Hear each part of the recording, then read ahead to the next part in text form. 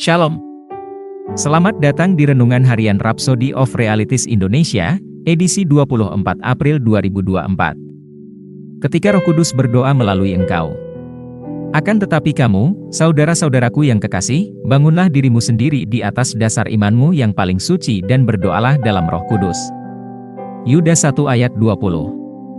Berdoa dalam roh atau berdoa dalam Roh Kudus meliputi dua hal, berdoa dengan roh, yaitu berbicara dalam bahasa roh, dan berdoa melalui kuasa Roh Kudus. Dalam ayat pembuka, kita diperintahkan untuk berdoa melalui kuasa Roh Kudus.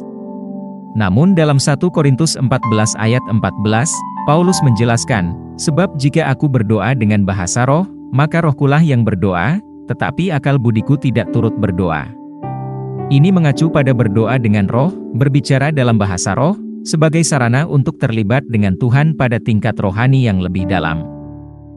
Kemudian dalam Roma 8 ayat 26, kita melihat dimensi lain dari berdoa dalam roh, demikian juga roh membantu kita dalam kelemahan kita, sebab kita tidak tahu bagaimana sebenarnya harus berdoa, tetapi roh sendiri berdoa untuk kita kepada Allah dengan keluhan-keluhan yang tidak terucapkan. Ini bukan berbicara dalam bahasa roh. Ini adalah Roh Kudus yang berdoa bagi kita dengan keluhan-keluhan, ungkapan-ungkapan yang dalam dan sepenuh hati yang tidak dapat diungkapkan dengan kata-kata. Pernahkah engkau mengalami saat-saat ketika kata-kata tidak lagi mampu diucapkan, dan sebaliknya, rohmu dibebani dengan keluhan dan erangan yang dalam? Itulah saat-saat ketika Roh Kudus mengambil alih, menjadi perantara bagi engkau. Ketika ini terjadi, teruslah berdoa sampai rohmu merasa lega. Doa semacam ini sangat kuat. Doa ini memungkinkan Roh Kudus untuk mengatasi situasi yang berada di luar pemahamanmu. Ini adalah strategi ilahi untuk menjalani kehidupan yang selalu menang dalam Kristus. Selain itu, saat engkau berdoa dalam bahasa roh, Alkitab mengatakan engkau dapat meminta karunia penafsiran. Ini tidak berarti menerjemahkan apa yang engkau doakan, tetapi menerima pemahaman tentang apa yang engkau doakan.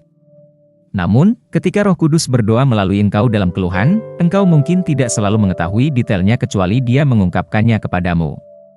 Kuasa dan pengaruh ketika Roh Kudus berdoa melalui kita seperti itu tidak dapat disangkal. Kita memohon kuasa dan kekuasaan surga di bumi, yang mewujudkan realitas ilahi.